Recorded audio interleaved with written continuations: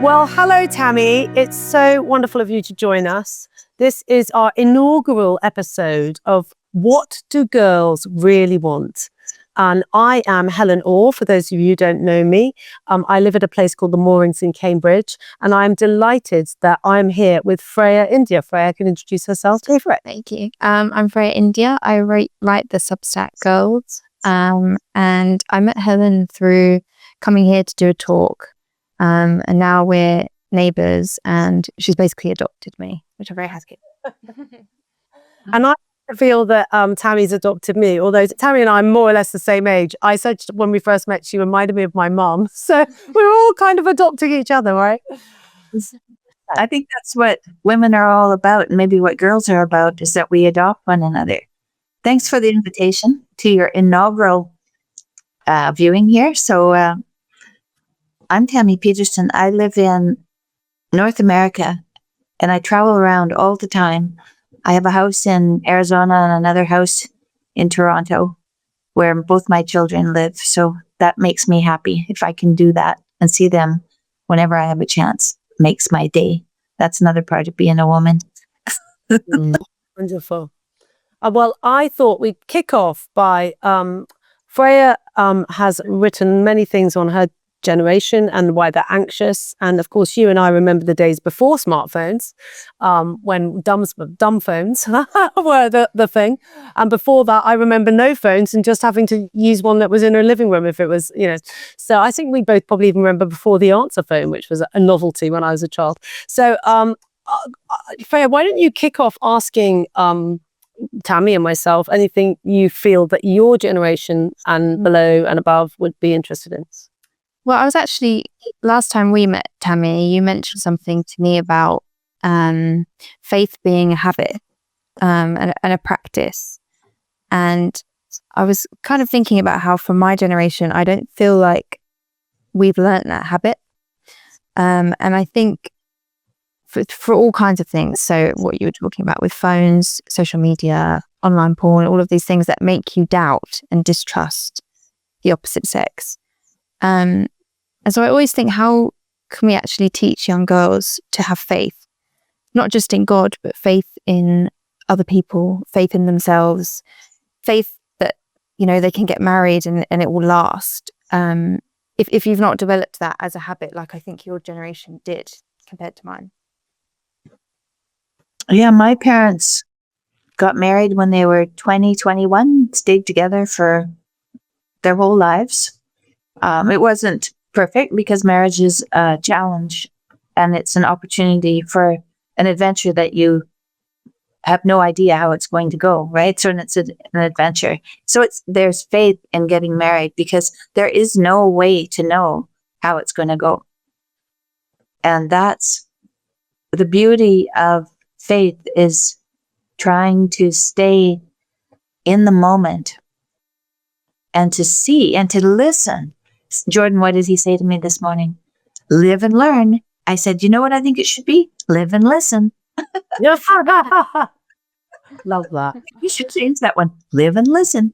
Because if you don't listen, well, then you can't see what you should do next, or who you should pay attention to, or if there's something nagging your conscience that you might do. If you're not listening, you won't know any of that. So all of these ways that we've been able to engage online take us away from our own time of discernment. And so then it's very, very difficult. So, boundaries used to be something that we had in our marriages and as parents with our children. Boundaries were a big deal, but boundaries have got a bad rap recently. People, boundaries, you're limiting the freedom of your children. And with boundaries, it's like, I think you better think that through again, because boundaries give you a playground to play in. That's what boundaries do. And they make you more calm because you know where the limits are. And so we have a kind of a limitless, this phone gives us a limitless landscape that we're supposed to navigate calmly. Like, I don't think so. How could that be a calm thing to do? So we have to think, what kind of boundaries do we need? And everybody's different, what they would need. But what would my boundaries be? I have a bedtime. I like to go to bed at a certain time. These phones interrupt that because you get interested in something and you stay up way too late. So there might be a boundary that you put on yourself for the evening would be good. And then also a boundary in the morning so that you don't look at all the news that is coming your way as soon as you wake up, because then there's no time to reflect. And so even those two boundaries, one in the morning so that you have time to reflect in the morning, and at night so you have time to slow down and go to sleep. There's two good boundaries to start with. That's really helpful. I can remember when I was coming back from Africa, and in Africa, this sounds weird, there were two types of cheese. There was soft cheese or there was Kenyan cheddar, and that was all we got. And then I remember walking into a Sainsbury's and being totally overwhelmed by the number of different cheddars. I hadn't even got onto soft cheeses or anything else. And walking out, I just thought, I cannot choose. It's too many things. And that's how I feel this generation are now. There are too many things. And actually just going back to the simple thing of going on a dog walk with a friend and not taking your phone. You don't have to take a photo of the sunset. You could paint it when you got home, like my father used to say. So I think it's reinstating these creative boundaries that we had. We used to meet our friends in the pub, didn't we? Or at church, if you went to church. Do you know, read a statistic that 80% of people now meet online, they get married, and 80% of people 100 years ago met in church. Now, why do I think that's more healthy? Because you can't pretend in church. There's Mrs. Brown, and her son was a bit weird. And what about that? You know everything about that family. You haven't made your Instagram food channel of how amazing you were and what fabulous holidays you've had. And, so I don't know what you feel about that, Freya, but I think boundaries, that's a first really good start, man, because it allows you space to breathe. It's funny because the word boundaries for my generation is like a therapy term, which is, so if you go on TikTok and you look at relationship advice, everyone's telling you to set boundaries. And so they're things like, I won't tolerate this behavior. I'll walk away from this. It's things that you're asking of your partner, which is important. But I feel like for my generation, it's all the advice is cynicism and why you shouldn't trust and what you should look for, all of these red flags in relationships. And obviously some of it is helpful, but then it gets to the point where you're not going to commit to anyone because you're setting all these boundaries and everyone's crossing them and you don't know if you can trust anyone. And it's that faith problem again. So you have all these options and you think, this is a red flag, this is a problem with this person did something I didn't like or upset me.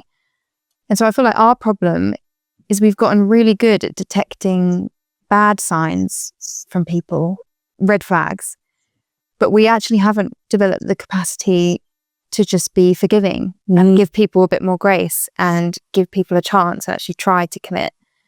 And I think that's the problem is girls like me grew up with this message of don't tolerate anything, walk away, put yourself first. And we've got that, but we can't do the other bit, which is trust.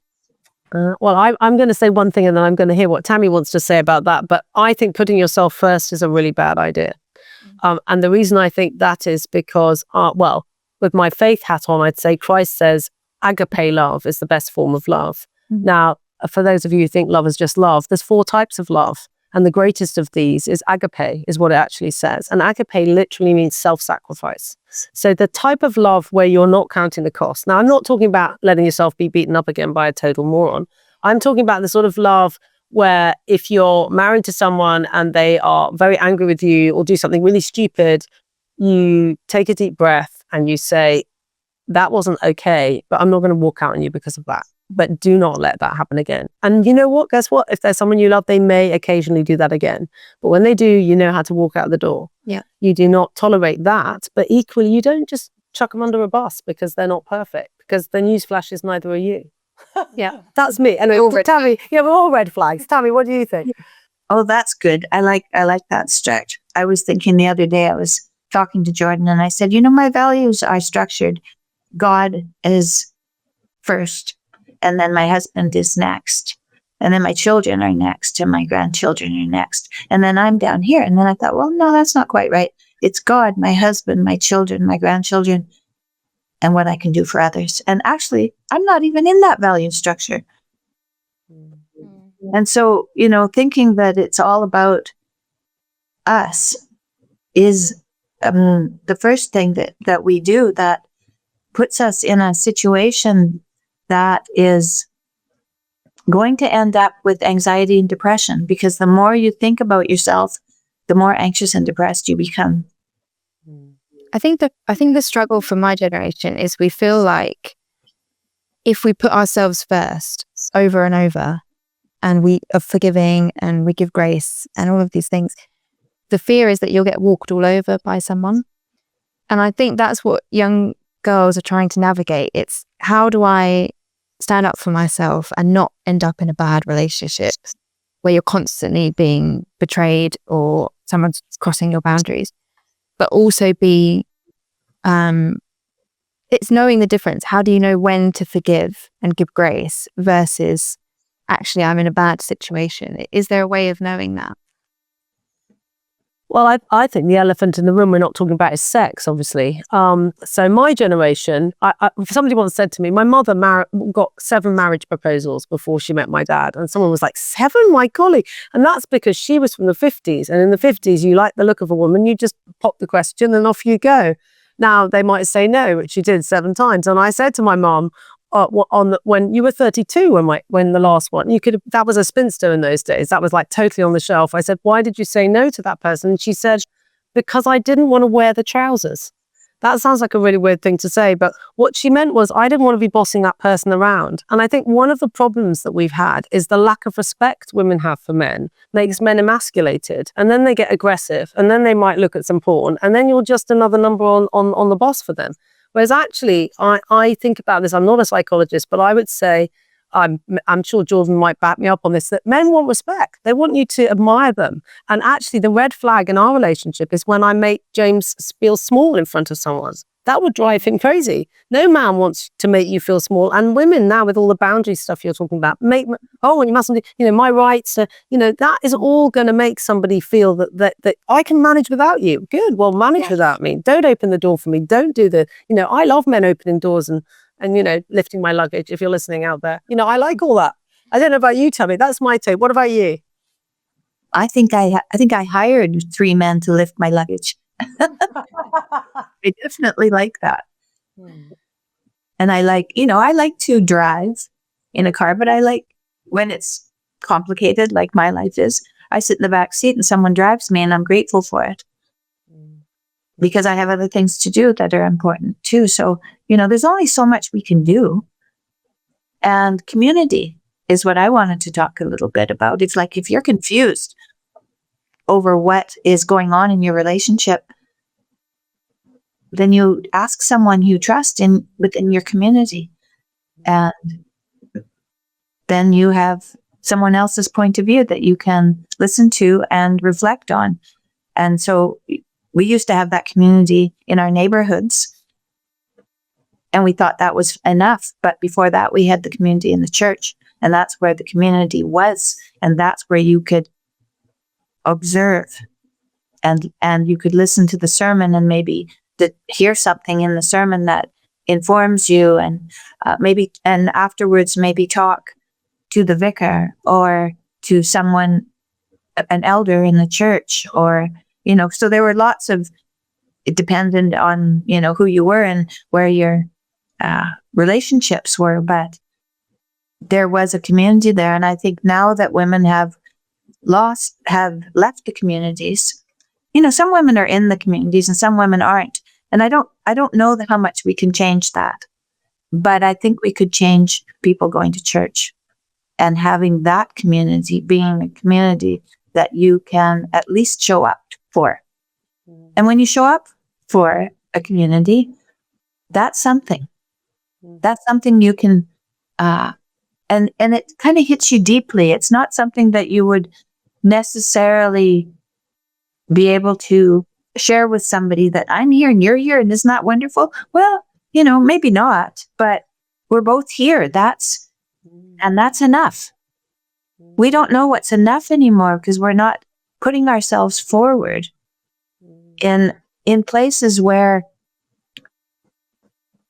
there isn't something obvious that we're getting. So when you go to church, what you're getting depends on how much you're paying attention, and really how low your knees are to the ground actually is when you are going to find something out. And so I've come to believe that church, when I studied the rosary first, when I was doing my podcast, and I asked Jonathan to discuss the rosary with me, he insisted that I go to church. That was probably the person who talked to me and put the seed in my ear of joining the Catholic Church, although he was Orthodox. And so that's kind of why I was looking at both churches, wondering what I should do, because it was Jonathan that insisted that if I was going to be serious about faith, that I would have to go to church.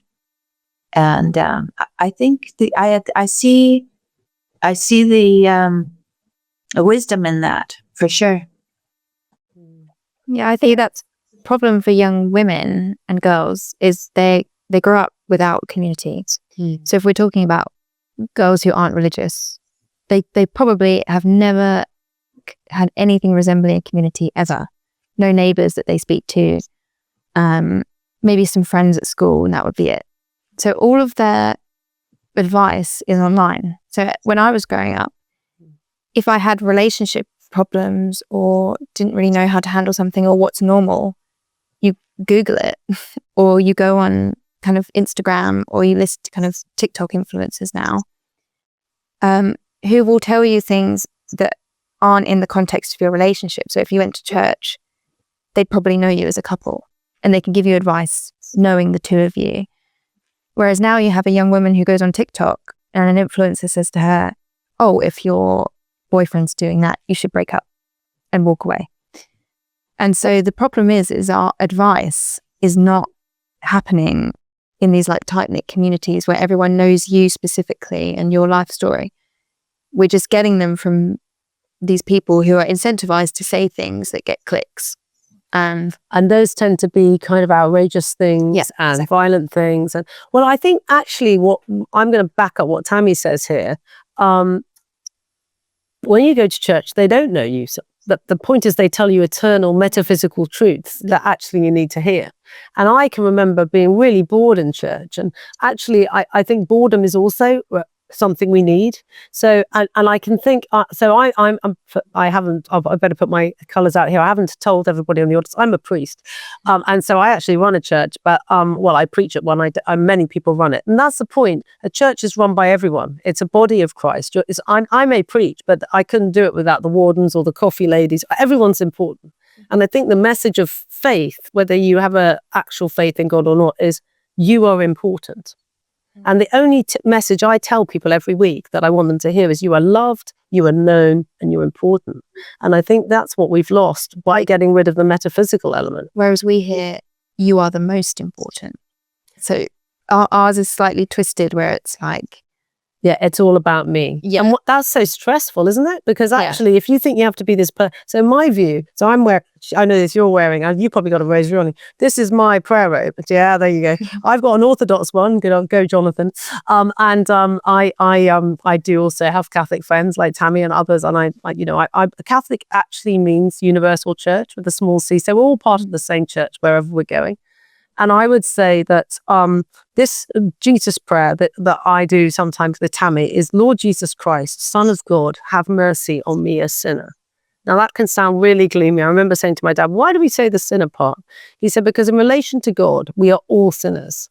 And I thought about that for a while and I thought, hey, that's kind of relaxing, because to be a sinner kind of means that I'm not getting everything right all the time. But guess what? God loves me anyway. Yeah. And I think if the message I was going to give to girls today is, we all are red flags. Yeah. We all get it wrong. And what we're here to do is forgive one another. And that doesn't mean condone bad behavior. And it doesn't mean staying with someone who's being violent. I think we actually instinctively know if we feel unsafe with someone, they're not the person for me. a person that you love should have these simple qualities. And I'm sure Tammy will come in on this one. I personally think you need to feel they're like a best friend. They don't have to be your best friend. In fact, they won't be. You'll have other friends, but they need to be someone who gets you, who you can laugh with, who you can cry with, who you can actually argue with well, and who is also for you, who you feel has your back, and also who you believe. So my mum's either wearing the trousers I did was, she would think that my dad in a crisis moment would put her first and will be willing to die for her. That is actually what Christ would do for the church, and that's what he says a man should do for a wife. For this reason, you leave your mother and father and become one flesh. And for me, also, holding off on having sex is a good idea. And I know that's not very trendy now. Why is it a good idea? Because once you give yourself to someone physically, you're vulnerable. You could, in theory, have a baby. If you said to yourself, would I have a baby with that person? Yeah. That's quite a good cutoff. I don't know what you feel about this, Hammy. What do you know, you're more... Well, I think that people aren't getting married because they don't have to, because they have sex out of marriage. That's why people aren't getting married, obviously, because there's no, I mean, when you were celibate, by the time you were 18, you were ready to get married. Yeah. Right? Well, that isn't in, because no one is celibate anymore, then there is not that drive to get married. And so that's one of the things that women could change if they wanted to. And if, and to keep themselves celibate, that way they'll have lots of interest, because they'll be the person that is a mystery. They'll continue to be a mystery instead of something that's known and defined and then discarded, which isn't good. It isn't good for us to allow that to happen to us, because we have, what do we have to offer? We have the space to offer in a marriage for good things to happen. That's what women do. We offer the space for our husbands to become providers for us, which is what makes a man responsible. Women say, oh, there's no good men around. And it's like, I think women make men good when they marry them and give them the responsibility to take care of them and their baby. Jordan, when I wanted a baby, and he was not quite finished his PhD, so he was feeling like he wasn't ready for that. And I said, well, I'll take care of the baby, and I'm not worried about the money. And he said, went for a walk. He said he went for a walk, and he came back and he said, well, I don't have time to take care of a baby, he said, but I could take care of you. And I said, yeah, you take care of me. I'll take care of the baby. We'll be good. And so that's how you get a good man, is you set him up for success. That's very helpful. And I do think there's an element here that's coming into my head of delayed gratification. Again, it's not something people are trendy about, but to be good at anything, you have to say, and that includes marriage. My golly, when I married my husband, I'm not going to go into too many secrets, but he was not the kind of self-controlled guy he is now. He just wasn't, he could get very angry and da-da-da. And every husband has these things. It might not be that, it might be something. Every husband, and they become these wonderful human beings because you believe in them. You tell them every day you love them. Because men, I think, are more insecure than women. They don't have these sort of conversations. My husband wouldn't. I mean, I know your husband was in therapy, so he probably did. But most men don't sit around and go, so how was your day? Yeah. But that's what your wife is there. She's there for the comfort, for the making that, you can tell most women like to make a home nice. I'm looking at my scatter cushions. Would he bother with scatter cushions? Probably not, but he'll sit on them when I open it, So there's that, isn't there, as well? There's the homing, there's all those skills. And actually, thinking, who would I like to marry? You have to think, would I be someone people would like to marry? Yes. You have to reverse it. If am I being the fun person in the room? Or, I'm not saying you don't make that a stick to beat yourself up with, because we don't need those. But, just looking at the other person and how you can be interested in them rather than, are they looking at my best profile? Whatever it is. Don't you think, Tammy? It's a kind of self-delayed gratification, including in relationships not starting always the most smoothly. Yeah. Because you've committed to that person. You've used commitment and you said, for better, for worse, for richer, for poorer, in sickness and in health. They're pretty good vows, actually. For better, for worse. Most of us, there's a worse moment and a better moment. You know, I have my faults, you have yours. We're going to work it out. For richer, for poorer. You know, there'll be times when you're wondering about the bus fare, and there'll be times of, hopefully, riches if you stick together. And sickness and health, you never know, right? We never know when we're going to be sick. I mean, when I first met you, Tammy, you weren't very well. I mean, you're just recovering, and you've gone from strength to strength, may I say. So, you know, don't know what you want to add to that, Tam. Well, when Jordan and I are on stage, and we've been to, I don't know how many of these talks, we've given hundreds, right? And we kept getting this question. I want to find the woman to marry. How do I do that? And the first night, I didn't ask it. The next night, I asked the question, and Jordan kind of answered it, but he wasn't happy with the answer. And then the next night he said, that's not a good question. It's just not a good question. It's backwards. It's not, where's the woman for me? It's, who am I that I can put myself together so well that the love of my life will appear, really. So it's the wrong point of view. We have to, instead of thinking first about ourselves and what we want, we have to think about ourselves and what we have to offer. And that's in many different scenarios, right? That's not just in our relationships, but that's at work. If you want to go to work and have a good experience at work, you get there and you see what you can offer. And then they find out that you're useful because you're offering and you're doing things, and that's why they keep you. So it happens in all situations with us. And that, I think that's a very important part. There's a psychologist, Eric Fromm, and he says there's two different ways of being, of living. So there's being and having. And so my generation think I want to have a boyfriend. We don't think I want to be a girlfriend or I want to be a wife. It's now I want to have a husband. And so we're thinking about how do we have the perfect thing, like a product or an accessory. And I think that's probably because women are more professionally successful now. We're more academically successful than we've ever been. We can self-actualize and express ourselves like we never used to. And so all our needs are met. And then a boyfriend or a husband is just an added accessory. It's like, yeah. So they're not bringing anything that we desperately need. And so I think that becomes a problem, because then people want to find the perfect person because they can look after themselves. You know, they can do everything themselves. So whoever they bring into their life needs to be absolutely perfect.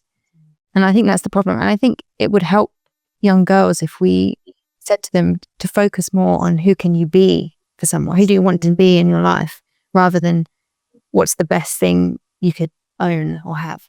I think there's also the lie, and I'm sure Tammy will back me up on this one, the lie that my best achievement is my children. But out of shadow of a doubt, my best achievement. I wish I'd had them when I was younger, didn't meet my husband till I was older. And I know that when people don't have them, we people here will not be able to have children. If you stick into a community like a church, everyone in there will be your child too. You can still have children, even without children. It's the attitude of mind. We're all children of God, in my view. So actually, we have millions of children. So I don't want people to think, oh, I'm childless and she's just talking to people with kids. No, I'm talking about your attitude to people. If we're all made in the image of God, we're all kind of related and we're all part of the same family. And I felt that when I lived in Africa, growing up in a village in Africa, I had these people that would just look after your child as your own. And in the West, we're all like, this is my child, this is your child. Yeah. Let's all just be very selfish. So actually, there is room in the village for everyone, from the spinster to the person who has 1 million children. But if you're of a fertile age, like you were saying, 18, and you get married and you have kids young, you've got loads of other things you can do. Kids don't stop you doing things. In fact, having them younger gives you more energy, and they can be your best mates when you're older. You know, there's something good about, I'm so glad Tammy said, let's have a baby. You know, when you have a baby, it's with the right person, and that right person, as we've both said, isn't a perfect person. It's just someone who's willing to commit and say, I'm in this with you, and you'll grow into the right people. And do you think you need time to figure that out? Because I feel like one of the biggest messages for my generation is, well, test out as many people as possible, but wait as long as possible before. So now, even if we said to our parents, I'm engaged at 21 or something, the parent would panic because they're thinking, you don't know this person, or you haven't had as many options as possible. You're closing yourself down. So do you think that's a lie, that you need as long as possible to figure out the red flags in a relationship? Well, I'm going to speak, and I'm going to make Tammy speak, or maybe Tammy will speak. I would just say, no, that's a total lie. Mm-hmm. And actually, I was fed the same lie growing up. My mother met my dad at 35, not because she wanted to, but because she hadn't met the right guy. And when I say the right guy, one that she felt could wear the trousers, as I've explained. But actually, there was one she met at 21 who didn't want to marry her, and she was devastated. And it took her quite a long time to get over that. So there's a story in between those other 6 people. That was her getting over and finding who she was again. And you do need to be love yourself, not in love with yourself, but love yourself to be in the right space. You need to be a complete person. I agree. But no, waiting around for decades on end is a bad idea. I mean, because you grow together, right, Tammy? I mean, tell me, what was your experience, Tammy? Well, I married someone who was actually a year younger than me. So he didn't mature as fast as I did. So when I was 15, I was starting to mature, and he was still a little boy. And when I was 18, he was when I was 18 and we graduated, he was still a little boy. And I came home and he'd grown a foot and become a man. You know what I mean? Like, they don't grow up at the same time as we do. And so that's why often women find a man who's 4 years older than them, is because they grow up faster. And so that meant that Jordan and I didn't get married until later, because he had to grow up. And so did I. And that's something too, is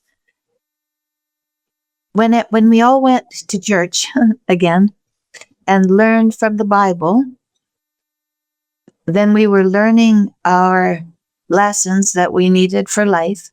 And then we at least had that in our back pocket to inform us when we were lost, because young people, they don't know what they're doing.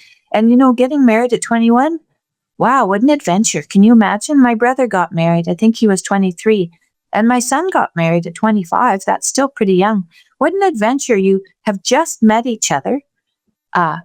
Even the families don't know each other very well, because, you haven't had time to know each other very well. And there you are, married.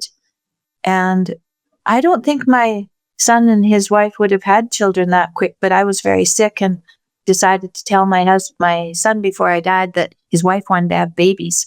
And he said, yeah, I know. I said, so what's the problem? And within a year, they had a baby. It was... Well done, you. These things, I think, is helpful. It's talking, what are you doing? You're 25, and do you have a prospect for a husband? Well, you don't? Oh, well, it's going to take you a couple of years to find someone. So then you're going to be 27.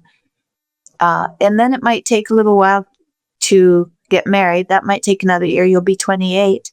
And then you have to talk about what you want, which is that you want a baby. And women like to think that the man knows what they want, but they don't. So you have to actually say what you want. So then you're maybe 29. And so then maybe you have a baby at 30. And that would actually be pretty good, because by the time you're 30, your fertility rate is starting to go down. And so you want to be in a marriage and already be on the same page about starting a family by the time you're reaching 30. And then you might be able to have more than one child. And it's hard to realize just how, the thing is, men don't have that timeline. They can have babies their whole life. We only have a certain amount of time that we have viable eggs that we can have a baby. And so God wants us to have a baby when we're young and ready for the work that it takes, because there's a lot of lack of sleep. It's the hardest thing you'll ever do, and it's the most rewarding job you'll ever have. And, if you talk about Jordan, who's like world famous psychologist, you say to you, what's the biggest achievement you've ever made? Getting married and having children. So it doesn't even matter who you are. Elon Musk, how many times has he been married? He's been married more times than I would think would be good for a person. That's for sure. He's got lots of children, and they're from lots of different wives. And I think that's, but that's a sign of our times too, that happened. But look at all the kids he's got. Look at all the people he has around him who can help him with his ideas of and then he can help them have their enterprises and help them grow up. And, Jordan and I have 2 kids, and they're grown. And my dad died last year, and I had a dream about him as a young man just out of high school, putting on a hat that was so big that it was like a stovepipe that went over his body, and he couldn't even move his arms. And I realized that he had taken on the role of a man, of a grown man, of a provider, and he was no longer a boy. And I was able to thank him in the dream for being my father. But then when I thought about it, I thought, my kids have taken on that role. They have a stovepipe over their heads, and they have become wives and husbands and mothers and fathers. And that's who they are. They are no longer children. And I contacted them and told them that I was thankful for that. But it's a vision to strive for, and it doesn't hurt to have a vision to strive for. It's good. It's good to have a vision, and we have, I'm not going to find a guy. This kind of self-talk that's negative. I'm not going to find a guy, and not going to have the means. It's not going to be easy for me. I'm going to not be as so effective in my career. So all of those are all negative feminist ideas, but they're not expansive ideas like we have in the Bible, where you have a vision of who you might be, and you're going to be able to see the path to get there. It'll open for you if you define what the vision is. I want to grow up, and I want to be married, and I want to have children. That's my vision. Okay, how am I going to do that? Where is the path? Where are the obstacles? And where is the path? Where are people who will help me? And where are the people who aren't helping me? And to recognize all of that, and to see your way forward day to day. Even though you have a vision and it's far away, then you can see it on your path what is there and what's in your way. And if you have some people in your life who can help you stay focused, that's another thing of staying focused, right?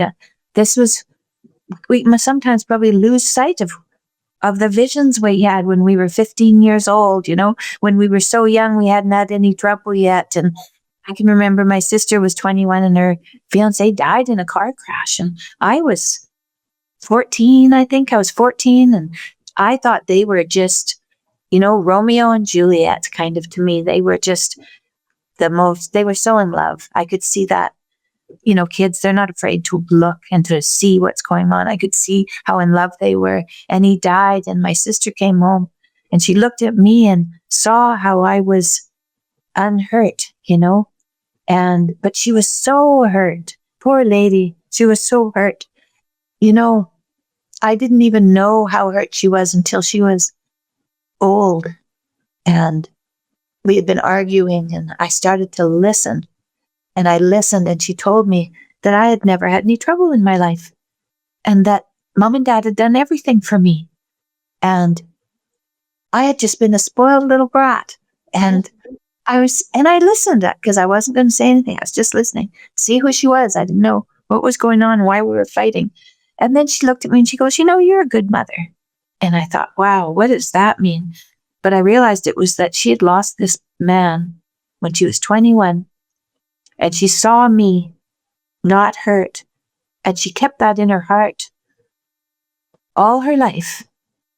Even though she got married again and she had kids, her daughter told me she still talked about that boy who had died in the car crash, but never really talked about it to me. But I didn't listen, so I didn't hear about it till she was older. But now I realize, she had lived this dream and not shared it with anybody, and so that nobody knew what her suffering was. And so she suffered her whole life. I would have liked to take some of that suffering from her if I would have listened, maybe she could have shared it with me. We need communities, like terribly. We're divided and solitary, and that ends badly. It just ends badly. You can't do it. We gotta find community. And we can't. It's there for us, right? It is there. I mean, I would say, so I have got more people coming back to my church now. My church has doubled in size in the last years. Single mums, single dads. There's quite a lot of people who, so my point is, even if you kind of feel you screwed up, you've still got some kids, right? I mean, that's like amazing. These people have come and some things go wrong and God loves the sinner. That doesn't mean you can't come to church. In fact, I love having the single people. They are often the ones who are the most vulnerable. And I think, community starts at home. I mean, for me, my parents invited someone for Sunday lunch every week. Like normally somebody totally random and on their own and slightly odd. And my sister would roll her eyes and go, why is this weirdo with us? And actually every Christmas, some of them got weirder and weirder. The people that couldn't go home for Christmas for whatever reason, some of those people were pretty strange and often foreign and, people from the university who can, and that was and one year my mother was ill. And my sister used to always complain, why have we got all these people? They're such weirdos. What are we doing? It's Christmas and we always have someone. One year my mom was sick. She didn't even make the table. I think our stockings were quite minimal and everything felt a bit grim. And then in the morning, she didn't even, Dad just said, well, I guess I'll have to make something. My father, terrible cook. I think he went to M&S and got something. And it was all quite sad. And Mary said, where are the people? And Mum went, well, we didn't invite them this year because I'm not very well. She never complained again. Because it was what our Christmas was. And when I married James, bless him, the long-suffering man that he is, we had my parents, but we also had the Chinese students or the African students or whatever students couldn't afford to go home. And it wasn't necessarily monetary. It was just like they couldn't go. So people from all walks of life. And I'll tell you something. Everyone talks about arguing at Christmas. When you have a guest, you don't argue. Why don't you try it? Invite someone who can't afford to go home for Christmas. You won't be shouting at the roast potatoes. You've done them wrong because you've got someone there. You can't do it. So the best way of having a great Christmas is to invite a stranger. Not a stranger danger. I mean, someone like, we got someone from the university, someone who you feel deserves a guy's Christmas and make them go to church with you. And Christmas is about Christ. I once said it in a sermon, without Christ, it's just M&S, There's no Christmas. It's all just fluffy and presents. And I think that is the key, is that we start community in our homes. And people don't have to necessarily have a faith of their own. But when they see you have a faith in them, it encourages them to come back. I heard that there aren't any dining room tables in Britain. Is that true? There aren't any. Are they fewer dining room tables because people go out to eat so much? Oh, I thought that was a New York thing. Are there fewer dining room tables? About 5. We have about 5, but that's because we're weird. We love dining everywhere. In fact, in the garden, you name it. I buy dining tables that or maybe that's true. I think that might be to do with the fact that the younger generation have TV dinners in a way that we never did. We have a TV room, and that is a room that you have to go and watch something physically in. And the dining room is a separate room. And I actually advise people to do that. But I can tell you, if you don't have a dining room table, my top tip, when we first got married, we were asked to run a home group. And, people think you start off in these big glamorous places, but and I know that you start off with a small room and IKEA furniture. And in fact, you had a lobster table one year. I remember you can tell her that story in a minute. But people see you now as a married couple when you're older, because that's the other thing, you're more economically viable as a couple. This is the other thing people don't realize. You don't need two houses. A housing crisis has happened because people keep splitting up. You know, you need two homes. It's not just immigration. It's like 4 homes, 2 parents, you know, it's more homes. Whereas actually, if you're a couple, you might get a holiday home, but you're not actually, you know, seeping away. We're actually good for the whole economy because we just have the one home we live in together. We don't have 5 different houses for your new lovers and everybody else. So I think that's a good thing. But I also think that when you have a small flat, like you make do when you're married, first of all, you can get lap trays. I think I told you this story. When we first got married, we were asked to run a home group in a room that's no bigger than the one I'm sitting in now. And it was our whole house. And there was a tiny kitchen. And I just went to a local shop and bought 8 lap trays and said, come on, everyone's going to have baked potato soup. We all did. We sat round. I've still got those lap trays. We use them in the TV room for TV and dinners, which we do occasionally have. We're not that, you know. But I'm just saying, this is to be creative, you know, with what you have. You don't have to have a big space like we're lucky now, fortunate, but you can start with nothing, right? What do you think about that, Tammy? I'll tell you the first place that Jordan and I lived. So when I finished university, I moved to Montreal, and he had an apartment by himself. And when I got there, I noticed his apartment was clean. I thought that's a good indication. He had people for dinner. I thought that's a good indication. He had cooked dinner and he had friends over. He was getting his PhD and writing a book. I thought it's time to marry this fellow. He's grown up. But it was just a tiny little apartment. It was called a 3.5 or a 4.5. Maybe it was a 4.5. Anyway, what it was they were all in Montreal. It's all 3-story walk-ups. The stairs are on the outside for the first up to the second, and then on the inside to get up to the 3rd floor. They're all the same. And we were on the 1st floor, around the ground floor. So we had a backyard. It was very small, but we had a backyard. There was a tree in it. And we could walk into our apartment. We didn't have to go upstairs. So I liked that. And the fellow who lived on the 3rd floor, he came down for dinner most nights. He was also in the PhD program with Jordan. So he would come down for dinner. No matter what time we ate, he would be there, which was pretty fun. And George, he was great. He was great, very hospitable. His mother was very hospitable. That was one of the things about Beverly, was she knew how to bring people into her home and make them feel comfortable. And so whenever I would go visit Jordan's family, there would be at least 3 or 4 people sitting in the living room for the afternoon, having tea and talking, you know. So that was the way it was. So we had this little apartment, and then we got married, and we still lived in this little apartment, and we had a baby. Well, it was only a living room and a kitchen. That was the apartment. The living room, a kitchen, a hallway, and a bathroom. That was it. The back door and the front door. And we're like, oh dear, we have a baby. Like, how are we going to do this?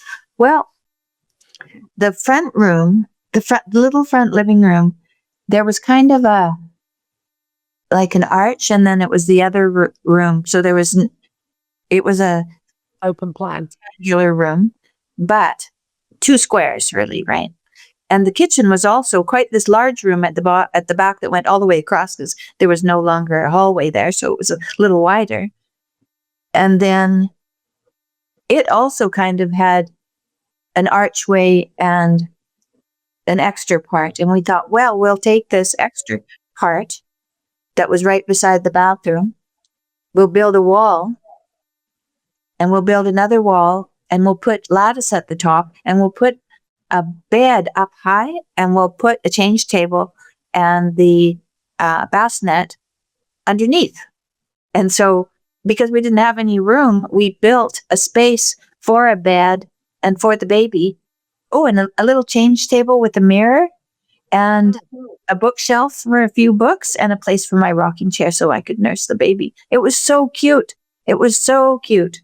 It was just this little place that I got up in the middle of the night to nurse my baby, and then crawled straight up these stairs right back into bed to go back to bed, up and down these. But you know, when you're 30 years old, that's not a challenge. It's not much of a challenge. You could get up and down out of bed with absolutely no problem. That's why you have a baby when you're young, because you're not going to be in a big house and you're not going to have help necessarily. You're going to be doing this on your own with your husband, and maybe grandma will come and wash the clothes the next morning, but she's not going to be there in your house, and your house is very small. But you can make a go of it. We made a go of it, and we painted the whole apartment. It was fun. It was a fun experiment. It was an adventure.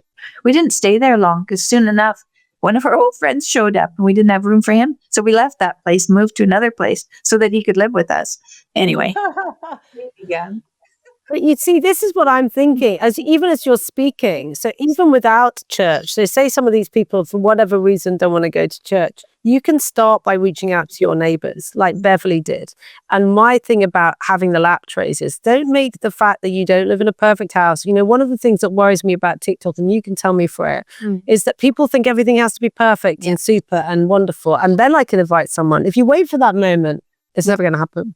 Well, I think that plays into young women not wanting to have children, because we think a part of it is a cultural shift where we think everything has to be perfect and in place. So we have to have perfect mental health. We have to have the perfect partner. We have to have the perfect setup. We have to have the perfect opportunity professionally to do it. And obviously, like there's practical factors like the housing crisis. But whenever I speak to married couples, like my grandparents as well, they talk about living in these really cramped places, and they talk about having children in the most inconvenient circumstances. And always, as you were saying it just then, they always say it with a smile, and they're just like full of joy, remembering like sharing a single bed. Or I think my grandparents lived with my granddad's mum, and they could just kind of smile at it. And I think, well, for my generation, we'd think, why are you having children if you don't have this perfect setup? And we'd think of that as being like a really bad situation you've got yourself into. But it's always the case. When I see a marriage that I admire, they have a kind of story like that, where the child happened at an inconvenient time, but it turned out to be this kind of beautiful story that they tell. And I think that is our main problem in all of these things, is we don't have a community because we think it has to be perfect. We don't have friends because we think to invite them over, everything has to be perfectly set up and we have to get on with them perfectly. We think that we need the perfect partner, all of these things. And I think that's because we grew up promoting and sharing our lives online. Perfect lives. Yeah, as perfect as possible. And everyone else is doing that. So you go online and you think, well, this person doesn't argue with their husband ever. This person's house is always perfect. This person has the perfect setup for their child. And you look at your life and you think, in every part of my life, I'm not ready or inadequate. And I think that is the cause of so many of our problems. I think that's a good insight. I think that's a very good insight. Yeah, I was thinking of my sisters and my brother. Yeah, none of us had really anything much at all when we started our families. And perfection, this idea of perfection. I know that I've had that impulse too, where Jordan's invited someone over and the dishes aren't done and, I'm not ready but that's not, turns out that it's actually not important. It's not even the people who come over, they come right into the kitchen and then pick up a tea towel and like dry the dishes for you. And then you have something to do together. And that's the fun thing, is actually, I think, having activities to do together rather than, you come together and you're just supposed to talk. Well, probably not likely, right? I like to go for a walk usually. So it's something that's an activity, but even just doing the dishes or tidying up the living room because the first guests arrived before you got a chance to clean up. So then they get to help you get everything ready. And that's an offering, actually, to leave things undone. It's a type of offering, I think. What do you think? Is that true? Do you know, I agree. I think, well, I remember when I first met you, I'd just come back from a retreat. I actually had never met Tammy and Jordan. I didn't actually know who you were. And that's fine. Sorry, because I'm not very online. And James was like really fluffing around because he did know who you were. And I wasn't going to be there. And I said, you've got this. It's fine. I'm not going to be there. And, you know, he was ringing me for the first day asking where things were, but he had it, right? And then you were walking this, we have quite a lot of people, as you know, around who I don't really know who they are because we let people use the swimming pool and various things that I don't even know who they are. So this person was walking towards me, was kind of looking like she didn't know where she was going. And I said, oh, hello, are you lost? Can I help you? And I was in a very calm mood, wasn't I? Because I'd just been on this retreat. And I'm going to say this because I love this. I went on this retreat which talked about my favorite passage now in the Bible, which is the moment when Jesus comes out of the water, having been filled with the Holy Spirit. Bear in mind, he is, you know, God, and yet he's human. So he needs the Holy Spirit like we do. He's demonstrating how we need God. And the Spirit descends like a dove. And then there's a voice from heaven that says, this is my beloved Son, whom I love. Listen to him. And I always like to say to people, what has he done at that moment? Has he chosen a disciple? Has he had a temptation? Has he done a miracle? Nothing. He's not gone anywhere. In fact, the next thing he does is be tempted by the world and all that sort of thing. And he resists it because he's filled with the Holy Spirit, the love of God, and he knows his Bible. They're the three things you need in life to get on. It's my view. But what's interesting about meeting you, and from a non-religious context, because not everyone's going to have a faith, is actually just being able to focus on the other person, which I was totally in that zone. I'm not always in that zone. I just want to say I'm a sinner too. I can be distracted and annoying and all the rest of it. But at that precise moment, walking there, I was like, this woman looks interesting. I'd like to find out who she is. I didn't know who she was. And I said, what are you doing now? And she said, well, I'd like to get into Cambridge. And I said, oh, can I walk with you? I'll show you the way. Because I was talking. I thought, she's really interesting, this person. And she said she was Tammy and she was here. And I said, oh, your husband's Jordan. I'm looking forward to meet. And we just walked and I started to ask you about you. Do you remember? Oh, yes, I remember. And we were just chatting and I was finding out this fascinating woman and she was slightly reminding me of my mum for various reasons. And I felt really comfortable straight away. And, you know, they had the same not caring about people. I felt she was very grounded. My mother, if I said, that's a nice vote, she'd go, yes, it is. Thank you. And you do that. You know, they had similar qualities that I love, you know, just sorted in themselves. And then I said something like, James says, you know, about being that, you know, Jordan's keen on that you'll feel known and listened to or known and heard or something. And I said, look to you in the eye. Do you remember? And I said, do you feel known and heard? Because our husbands, everyone's always like brushing around them, you know, we're this kind of people in the background. And you said, well, I do now. And that I felt was like my moment of becoming your friends. You know, we both have quite big personality husbands. And I just was like, it's nice to be with someone who, and we love them, we admire them, we think they're great, but we don't need to be them. We can be ourselves. And I think as women, that's the message I'd have. You want to be encouraging your husband to be his best self, and it doesn't diminish you. It makes you better by pushing that other person forward. It's not about, look at me. It's actually about, look at him. Look at this wonderful person I've chosen to be with. And you shouldn't be in competition. That's my view. You should. I don't know what you feel, Tammy, about that. Oh, yeah, I think that, you know, when Jordan and I are on a tour, people will come up to me and they'll say, thank you. I know that behind him is a good wife. Thank you. And so people will stop, men and women will stop and tell me that because they know that when you're in a couple, that there has to be a negotiation going on about how we're going to deal with everything. And so that negotiation, so a lot of listening. This morning we got up and I guess my husband's been writing some articles and putting them online. And so now there's a reaction. There's a reaction happening. And I said, and he was, you know, worked up about it. And I listened. And then I said, well, I guess you got a reaction, which means you hit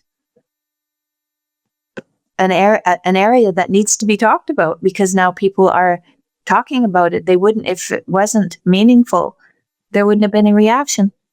I think that's probably what you were looking for.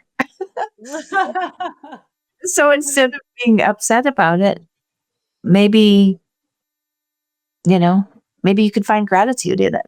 But there's a thing, you know, when you're going to be doing things and you're going to be talking with your husband and your wife. You're going to be having conversations and negotiating life. We really have to make sure that we say what's on our minds so that we can talk about difficult feelings and scenarios so that we can talk those through until we feel kind of a lightness in the room again. And then we know we've talked enough and negotiated enough and we can go on our way.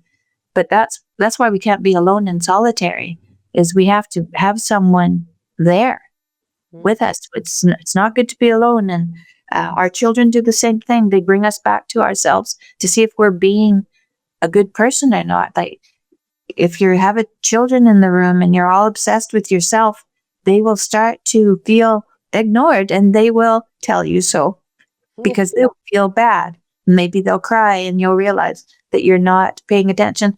This is something I hadn't understood till recently. There's something called I can't remember what it's called, but it's when you are with your baby, say your baby's in a high chair, and you're playing with the baby and the baby's pointing at you and you're looking to see what the baby's looking at and you're cooing. And so you're having an exchange. And then in the experiment, you turn around. And then when you turn around again, you just have it's called the still face. I think it's called the still face experiment. You can look it up. And the baby will sit there and look at you. And she'll point. And she'll smile and she'll do all these things. And then she'll start to squirm and kind of get uncomfortable and and then the mom opens up her eyes again, says hello, and then she comes right back and is relieved and the same thing happens with the telephone. So if you're looking at the phone, if you're with your kid, she's sitting in her high chair, she's eating, she's doing really good, and then you get distracted by your phone. It's the same thing, because when we look at our phones, our faces go neutral.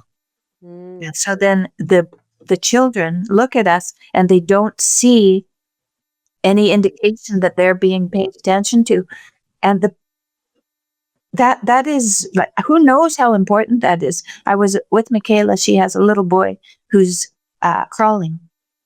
And when he first started to crawl, I noticed that he would, and I hadn't seen, I'm not around babies all the time now because I'm older, but he'd crawl a little bit and then he'd turn around and he'd look at me because I was there, I was there and I was watching. And then he'd crawl a little bit more and he'd turn around and look at me. And so he's looking always to me to see if what he's doing is going in the right direction or not.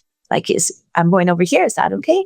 Not that he's not just going to take off once he can get going, but he's at the beginning of it. So he's checking, and he needs to check with someone who's present and watching. He needs that. Otherwise, he's going to be on his own and not learning what's right and wrong, what's good and bad. He's not going to be learning those things. And he is so hungry for learning that he wants to know at every moment, what about this? What about this? What about this? What about this? And we can do that when we're with one another, but we can't. And we're like that when we get older too. We're not, it's not just those little babies who are crawling. We're looking back to see if what we're doing is right.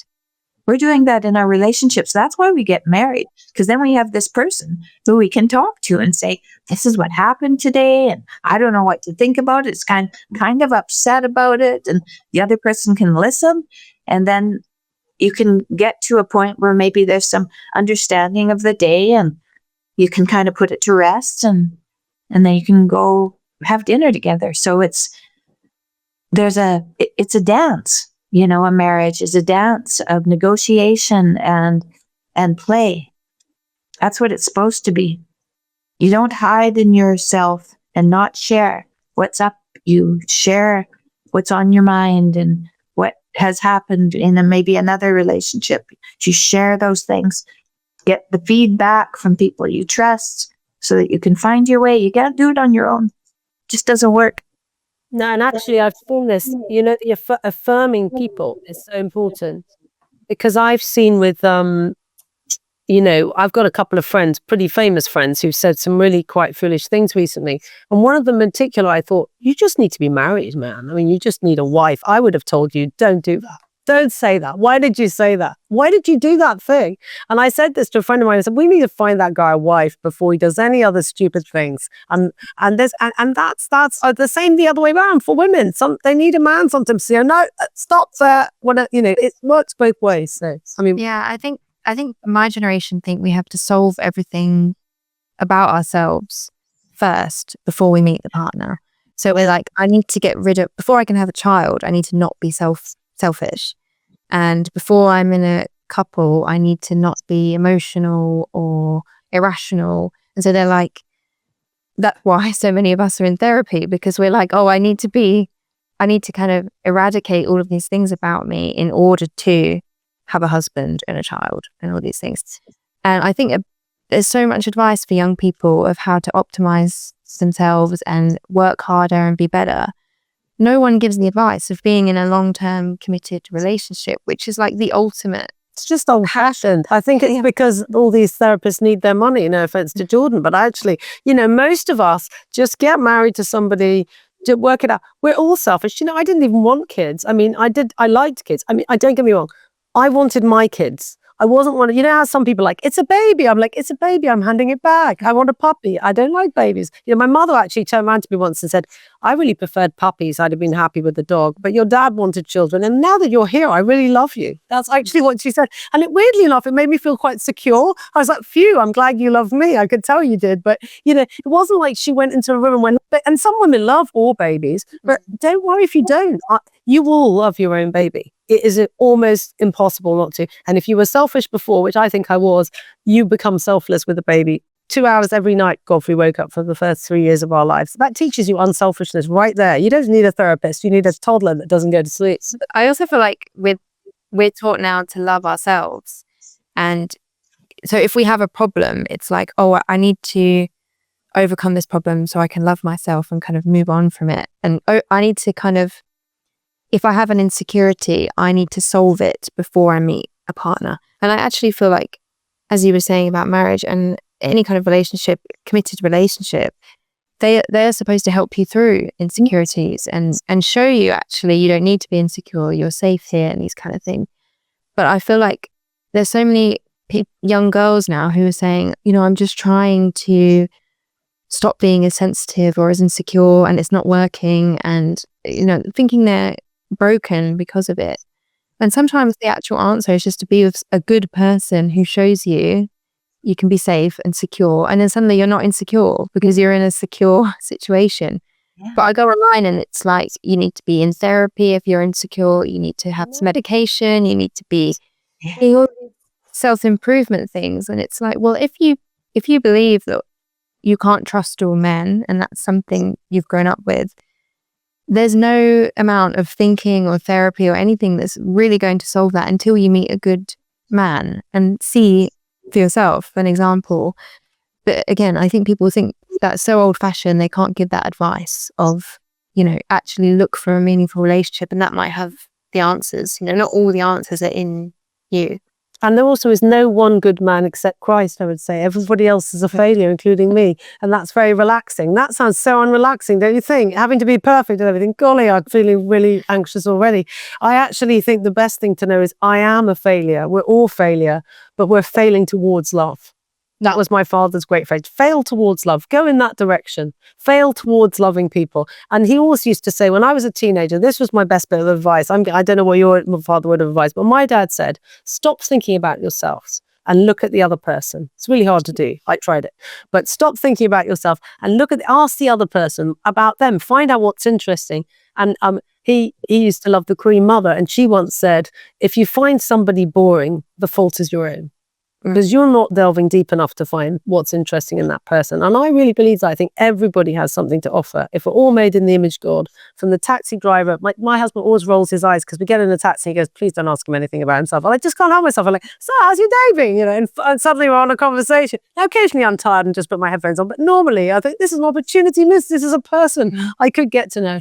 So, and now not everyone is extrovert like that. So don't also beat yourself up if you don't want to do that. I just want to say that right now. just be yourself. That's the most hard, and it's just, not think about it. What do you think, Tammy? Well, when Jordan and I were ready to get married, George said that we couldn't be married unless we told the truth. And so that's a really good place to start, especially because we're all confused and have a lot to learn. If we could just tell the truth, then we're putting forward what is necessary, and we can figure things out as we go. Start with truth, like truth towards love, maybe would be what we're looking for. And I'm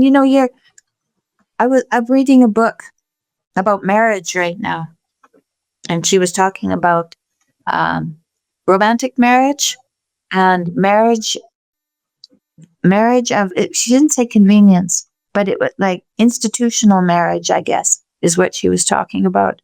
The difference between romantic marriage and institutional marriage.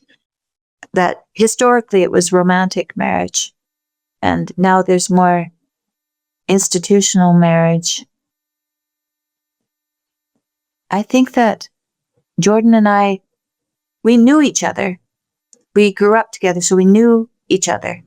And we knew each other's families because his dad taught me school. So, and my sister babysat them, so we kind of knew each other a little bit. But we didn't know each other at all until we got married. And I didn't know who his family was at all until we got married. And he didn't know who my family was either. And so when you get married, it's a whole new life that you have started, and not everybody gets married in the church. But if you do get married in the church, then you are becoming, the relationship is now,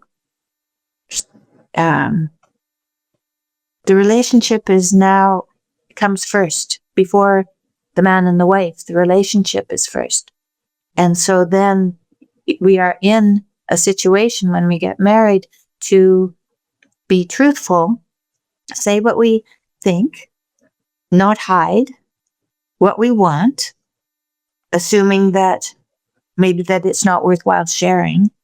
So we have to share whatever it is. We're stumbling uphill, right? We're stumbling uphill. We don't know what's going on. So we share whatever it is that's on our minds, and know that the person who said that they will have truth, that they will do their best to bring back something that is useful in their response, that they'll try to do that. It won't always work out. Jordan and I used to argue. I think the first year we were married, we argued about every 3 days, and we argued for 3 days, and then we'd argue again another 3 days. We just argued all the time. We had all these things to figure out because we were confused by, who we were and where we grew up and everything.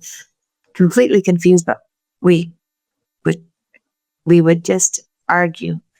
And it was only for about a year, though. We seemed to because we argued until we understood what the problem was. And so if we argued and we couldn't find out anything, we were stuck. You get stuck in an argument sometimes.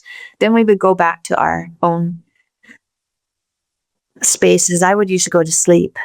That's what I would do. It drove him crazy. I'd go to sleep, and I'd have usually a dream that would tell him what my problem was, and he would think it through. But I would have dreams, and so the next day we would be able to speak about what we maybe had brought to the argument, and who knows what it was that was on our minds that brought us to an argument. But if you separate and ask, then you'll get an answer about what you brought to the argument. And if you can share that with your partner, then the argument can progress, and you can get further along in understanding why you're having a disagreement. And if you can do that, if you can take it a little further, you don't have to have that disagreement again, because you'll have solved whatever that idiosyncrasy was that you were suffering from, or your husband was suffering from.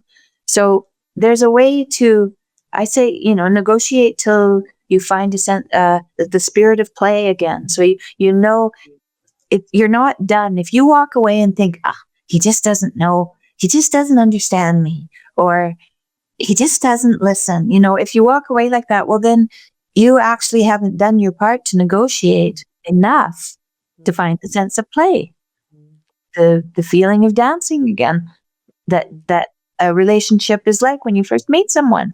You have a sense of play and you're back and forth, and it's kind of exciting and fun and free. And then you get bogged down in these unsaid, unnegotiated situations, and you have enough of those that you don't do. You end up not liking one another, not remembering why you fell in love. You forget. So it's up to us. It's one of the things that's important is to be honest with yourself. Be honest and not, we called them sins of omission, things that you didn't say that you should have said. Sins of omission is what you said. Those are sins of omission. Sins of commission are things that you've done that you shouldn't have done. You got to talk about those things too. Things that you did that shouldn't have done, or things that you said that you shouldn't have said, and things that you didn't do that you should have done. You got to talk about all those things. And when you do, you talk about all those things, you'll be in a different place, in a better place. Yeah.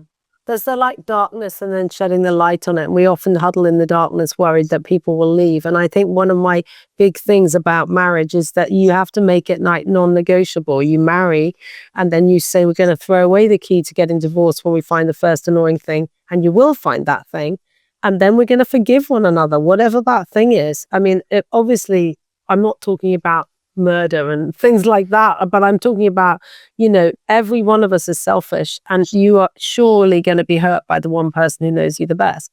But forgiveness is all we've got at the end of the day. Christ from the cross says, forgive them, they know not what they do, when he's nailing his hands. That is the level of forgiveness we are meant to have, which is a high bar, but we're failing towards that. As I said, let's not get too bogged down, because we're given the grace by God to have that. But, I also think something when you were talking there that made me think about the dance and enjoying, yes, there are heavy moments in a marriage, but if you actually, like you said, be transparent and decide, I'm going to be forgiving this person, we can have moments of drought followed by extreme.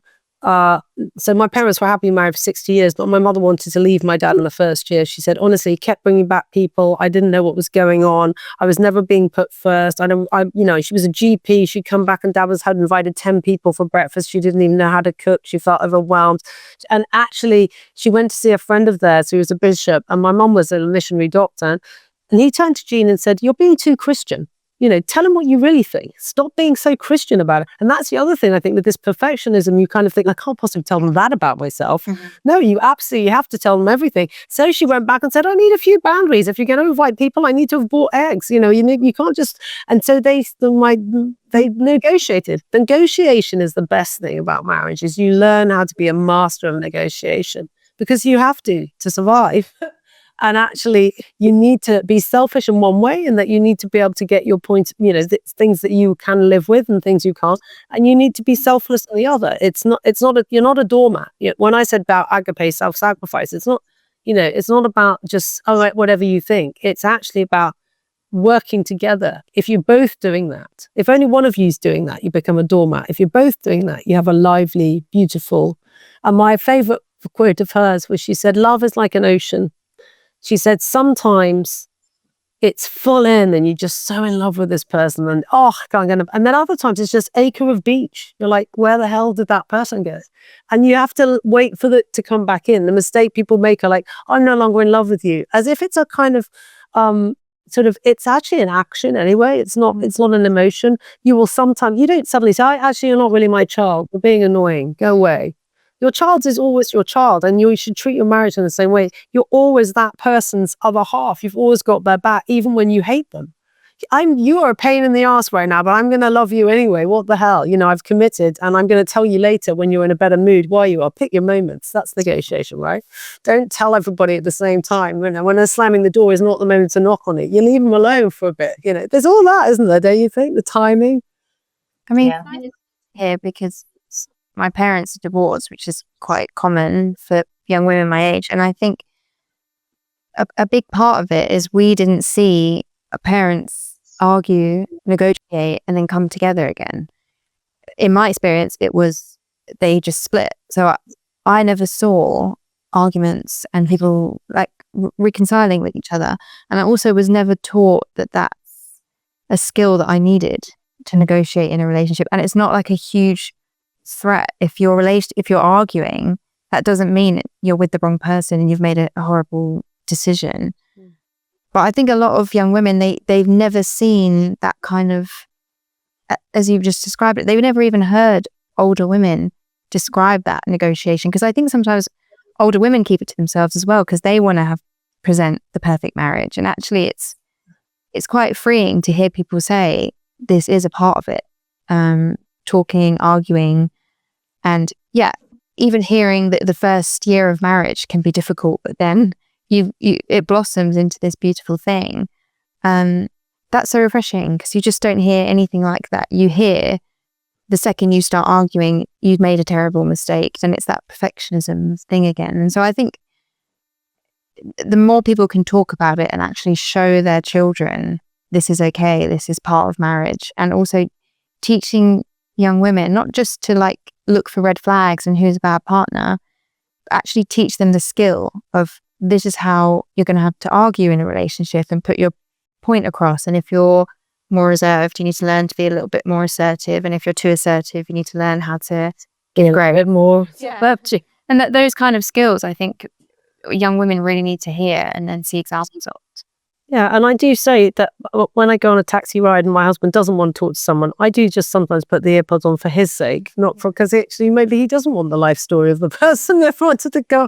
And I think that's your negotiation we're talking about. And actually, that's really, it's lovely to hear your viewpoint of somebody younger. But I also think the generation before us, it was not, society did not accept divorce. Now, there's a lot to be said for that, actually, not in abusive relationships where people are forced to stay together, but those are surprisingly few if people are in it together for the long haul.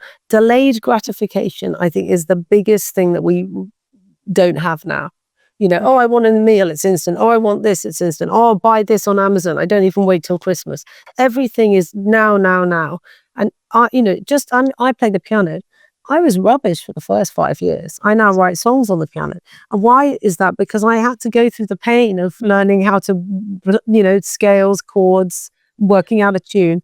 And I think that if we treated our partner a bit like, learning a musical instrument, dare I say, there's a bit of pain in just working another person out and realizing how you can fit together. And then you make that third person, right? So it doesn't start like that. Now we have so many options. Yeah. It's like you start arguing and you think, well, there's a dating app with infinite people on who I wouldn't have this specific argument with, or this or this.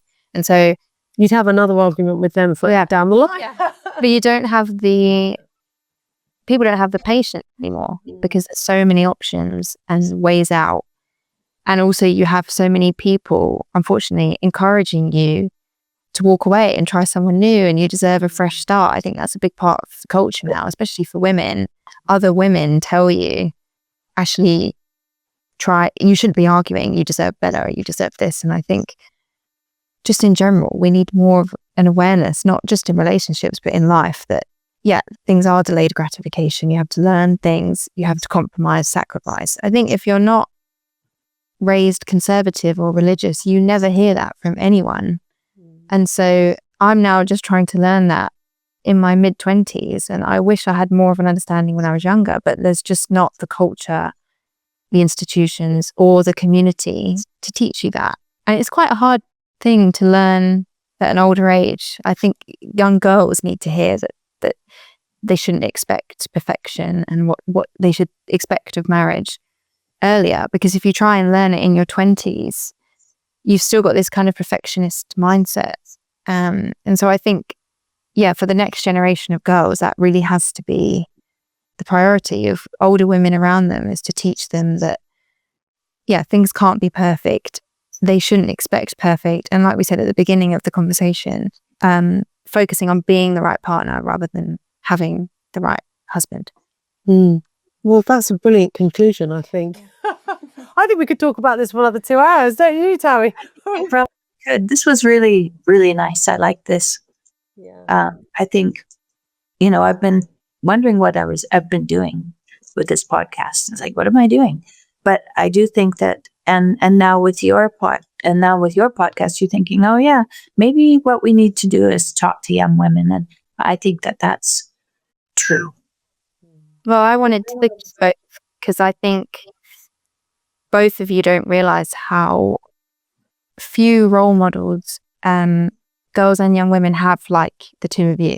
And I think if you're in a religious community and you go to church, you think, oh, these young women, they have loads of people around them. But it's the women who are so on the outside of that have nobody.